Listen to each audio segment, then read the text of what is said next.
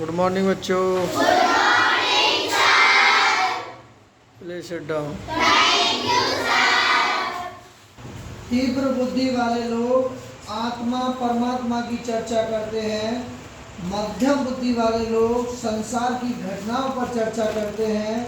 कम बुद्धि वाले लोग एक दूसरे की निंदा चुगली करते हैं।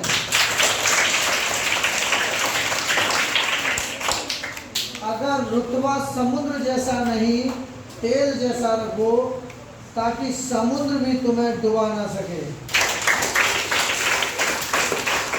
क्योंकि समुद्र को घमंड था मैं पूरी दुनिया को डुबा दूंगा, लेकिन एक सरसों के तेल की बूंद आई और उस पर तैर कर पार निकल गई और समुद्र का घमंड चकना समुद्र उस तेल की बूंद को डुबा ना सका। पैसे की पावर जाननी है तो किसी से उधार मांग कर देख लेना, ये रिश्ता तोड़ने और जोड़ने तक की क्षमता रखती है।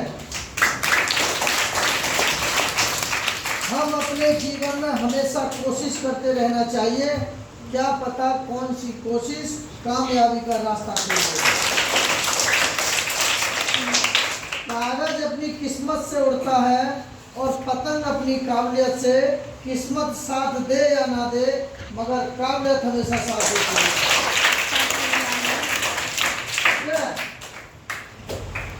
हम जवाहर नवोदय विद्यालय की तैयारी करा रहे हैं। जो भी गरीब बच्चे हैं ईमानदारी से शिक्षा ग्रहण करें और कोशिश करते रहें। विषय है आज अंकगणित, क्लास है 67। 66 हम पढ़ा चुके हैं। हमारा छोटा सा प्रयास है ताकि गरीब तक शिक्षा हमारी पहुंच सके। चलिए पढ़ाते 4 सवाल के परिचय रूप में। जवाहर नवोदय विद्यालय प्रवेश परीक्षा विषय अंकगणित 67 क्लास है और MBA अटेंड हमारे चैनल का नाम है। देखिए पहला सवाल, राजेश का भार राम के भार से 5 किलोग्राम कम है तथा नेहा का भार राम के भार से 3 किलोग्राम अधिक है। यदि तीनों का कुल भार 103 किलोग्राम है तो राम का भार क्या होगा? तो देखिए जो राम है ना लास्ट में, इसका भार पूछ रहा है। तो देखिए लिखेंगे माना कि राम का भार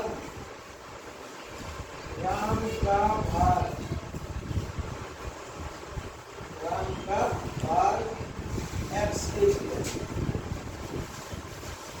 मान लीजिए x kg है, ठीक है। अब ये कह रहा है कि राजेश का भार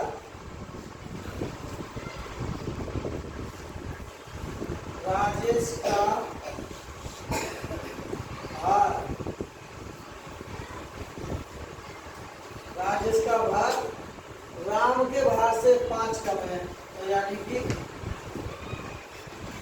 राम के भार से 5 कम है। 5 केजी 5 केजी कम है। तो देखिए यहाँ राम का भार हमने क्या माना है x, तो x लिख देंगे यहाँ और कम के लिए लगाते हैं माइनस। कितना कम है 5 केजी, तो x माइनस 5 केजी हो गया इसका भार राजेश का। अब बची नेहा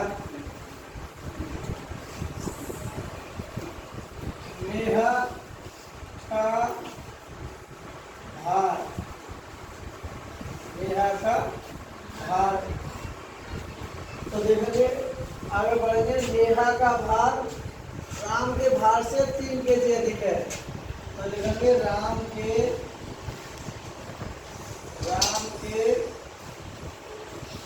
भार से 3 केजी अधिक है। 3 केजी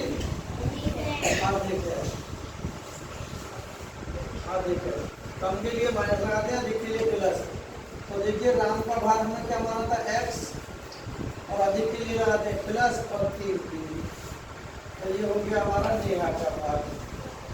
अब ये करो यदि तीनों का कुल भार, तो यहाँ लिखेंगे तीनों का कुल भार, तीनों का कुल भार है 103 kg। ठीक है। अब तीनों का कौन कौन सा है, एक तो ये है हमारा x kg, दूसरा ये है हमारा, और तीसरा ये है। इन तीनों का भार कुल दे रखा है हमने, यानी कि x प्लस x माइनस के 5 प्लस और x प्लस के 3 बराबर के 103। 103। अब देखिए 1x 2x और 3x, तो क्या हो जाएगा 3x, ये 5 माइनस के हैं, ये प्लस के 2 है, तो माइनस कितने बच जाएंगे, अगर प्लस के 3 माइनस के 5, तो हमारे बच जाएंगे 2 माइनस के बराबर के 103। अब पक्षांतर करेंगे तो 3x बराबर के 103, और माइनस है तो घर जाएंगे तो प्लस के हो जाएंगे 2। आगे करते हैं, ये हो जाएगा 3x, ठीक है, 3x बराबर 103 में 2 जोड़ देंगे तो 105। अब x बराबर 3 से काट देंगे, 3 की 9, एक बचा 3 बजे कम है, तो ये आ जाएगा 35 kg। तो यानी कि राम का भार हमारा आ गया 35 kg, और वो राम का ही भार पूछ रहा है इसमें। तो यहाँ देखें विकल्प 34 kg नहीं, 33 kg में नहीं, 38 kg में नहीं, 35 kg हमारा राइट आंसर है। ठीक है, ये हमारा आंसर होगा। ठीक है, इस प्रकार के सवालों में क्या करते हैं, जो लास्ट में पूछता है ना जिसका भार, जैसे राम का पूछा है तो राम का ही मानेंगे, माना कि राम का भार x किलोग्राम। अब कहता है राजेश का भार, यानी कि राजेश का भार राम के भार से 5 kg कम है, तो राजेश का भार बराबर राम के भार से 5 kg कम है। कम के लिए माइनस लगाते हैं, तो x माइनस 5, तो राम का भार कितना था x, और 5 kg कम है, कम के लिए 5 kg माइनस लगा दिया। अब नेहा का भार, आगे बढ़ते हैं, नेहा का भार राम के भार से 3 kg अधिक है, तो नेहा का भार बराबर राम के भार से 3 kg अधिक है। अधिक के लिए प्लस लगाते हैं, तो x प्लस 3। अब ये कह रहा हूँ तीनों का कुल भार है 103 kg, तो 3 कौन कौन से, यहाँ है हमारा राम का भार, ये है राजेश का भार, और ये है नेहा का भार। ये राम का भार है, ये राजेश का भार है, ये नेहा का भार है। इन तीनों का भार 103 kg है। अब 1x, यहाँ 1x होता है, यहाँ भी 1x और यहाँ भी 1x, 1 2 3 3x हो गए, और माइनस के 5 हैं, जैसे कि माइनस के तो 5 हैं और प्लस के 3, तो माइनस के 2 बचेंगे, तो हमने लिखा माइनस के 2 बराबर 103।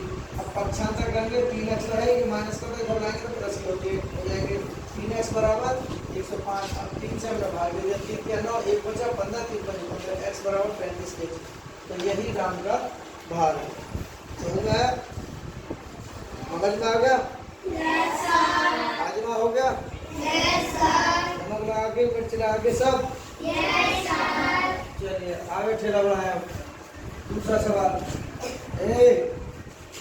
कोई मुर्गी चैनी दे, दो संख्याओं का गुणनफल 23/50 है। यदि एक संख्या 46/50 है तो दूसरी संख्या ज्ञात कीजिए। तो देखिए लिखेंगे, जो लास्ट में जो पूछता है ना उसे ही लिखाते हैं। जैसे हमारा यहाँ राम का भार था, यहाँ दूसरी संख्या, तो लिखेंगे माना, ध्यान से देखोगे ना सब समझ में आ जाएगा। माना कि दूसरी संख्या,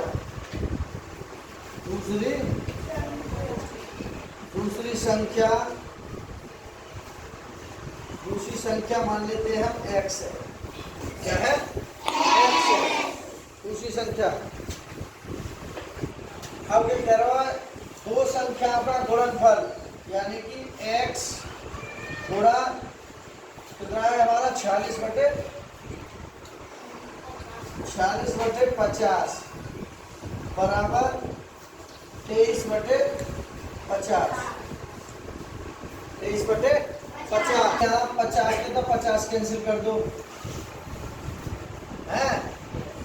अब ये बचा हमारा 46x बराबर 23 और x बराबर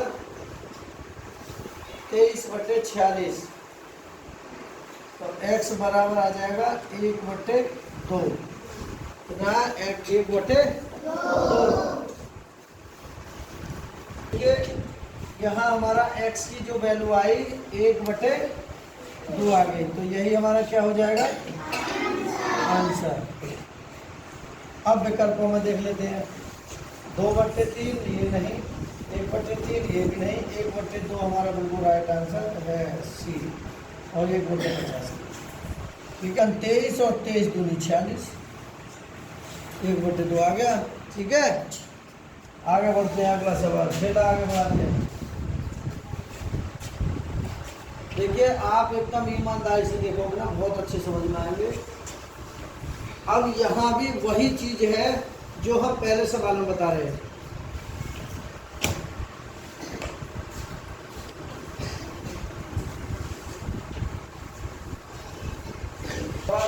एक परीक्षा में कर्ण ने भावना से 10 अंक प्राप्त किए। किसने प्राप्त किए? भावना से। तो लिखेंगे माना कि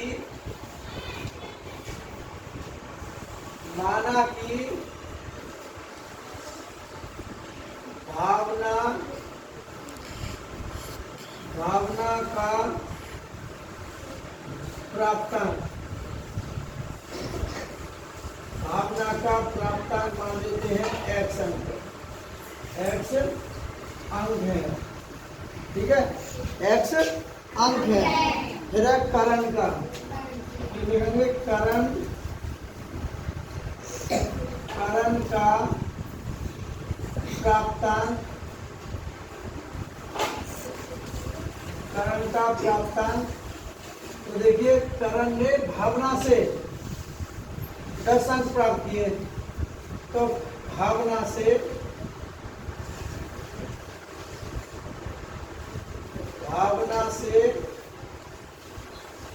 10 अंक अधिक,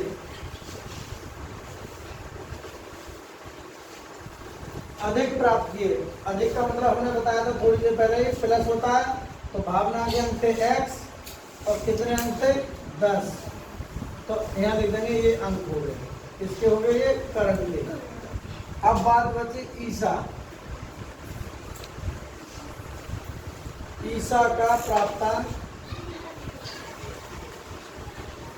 प्राप्तांक ईसा का प्राप्तांक देखेंगे। ईसा ने भावना से, तो लिखेंगे भावना से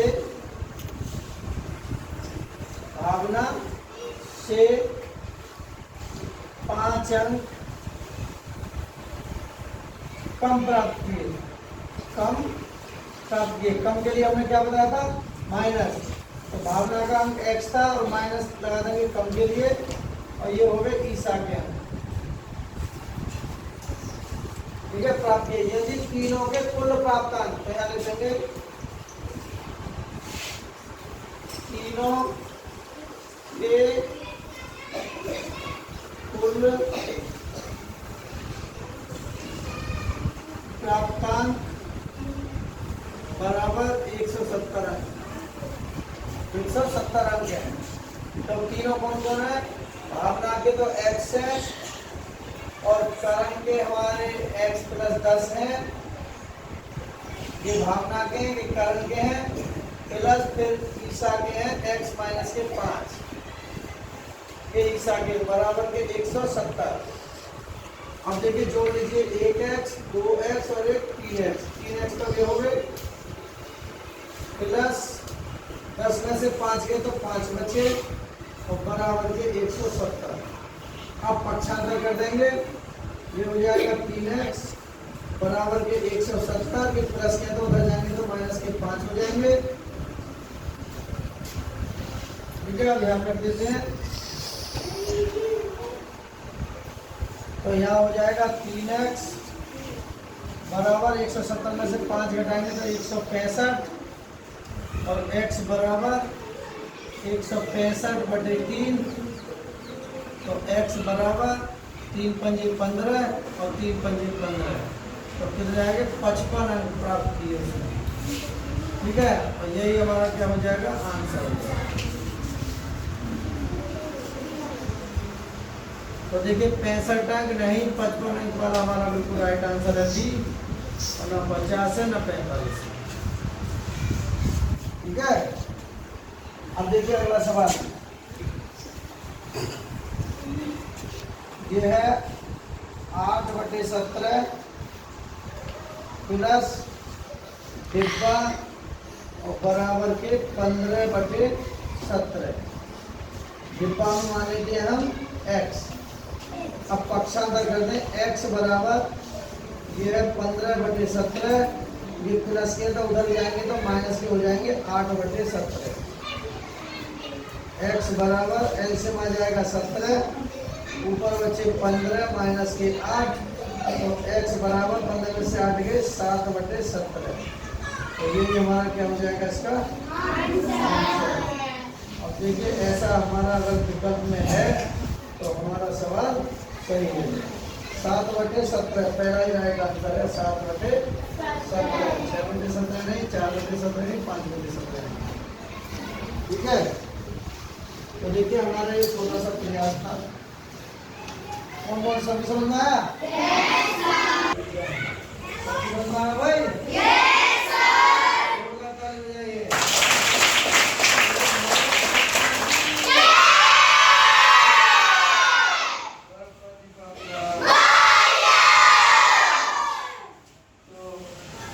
हमको बाज की तरह बनना है या कोआ की तरह?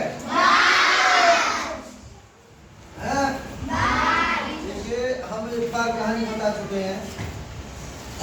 एक बाज था और वो आकाश में उड़ रहा था। एक कोआ था वो भी उड़ रहा था, लेकिन कोआ ने बाज की पीठ पर बैठकर उसकी गर्दन को काटना शुरू कर दिया। लेकिन बाज अगर चाहता तो उसको मारकर शिकार कर सकता था, लेकिन बाज ने ऐसा नहीं किया। उसने सोचा कि मुझे इतनी ऊंचाई पर उड़ना है, इतनी ऊंचाई पर उड़ना है कि कौवा जो मेरी पीठ पर बैठा हुआ है उसको सांस लेने में खुद ही दिक्कत होने लगेगी, और एक स्थिति ऐसी आएगी एकदम धराशायी होकर के नीचे गिर जाएगा, मर जाएगा। और हमको अपने काम में लगे रहना है, हमें ये नहीं देखना है कि कौन क्या कर रहा है। जैसे बाज ने अपनी और ऊंचाई उड़ने के लिए उसने और ठानी और ऊंचाई पर उड़ा, उड़ता गया और उसकी पीठ पर बैठा हुआ घोड़ा नीचे गिरकर मर गया, क्योंकि उसको सांस लेने में दिक्कत होने लगी। इसीलिए हमको मन लगा कर बढ़ते रहना है, आगे बढ़ते रहना है। कौन क्या कहता है इससे कुछ नहीं सोचना, अपने लक्ष्य पर ध्यान लगाते रहे सर।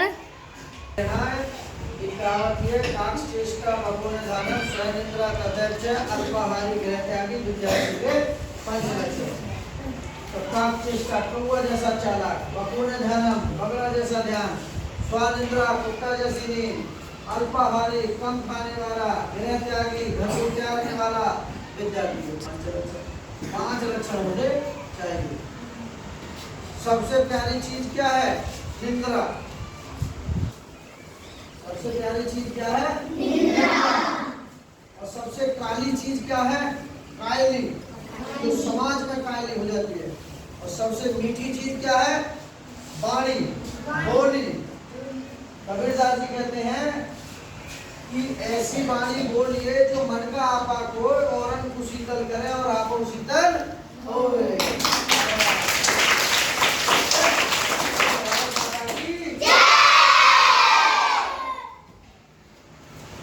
बहुत बढ़िया सवाल रहेगा, सब प्रयास था। इतना तो भट बनता है, एक बार लाइक कर दी तो भाई चैनल भी सब्सक्राइब कर लीजिए। लेकिन हमारा मनोबल बढ़ता है इससे। और बहुत अच्छे सवाल हैं, ये बड़ी बड़ी कंपटीशन में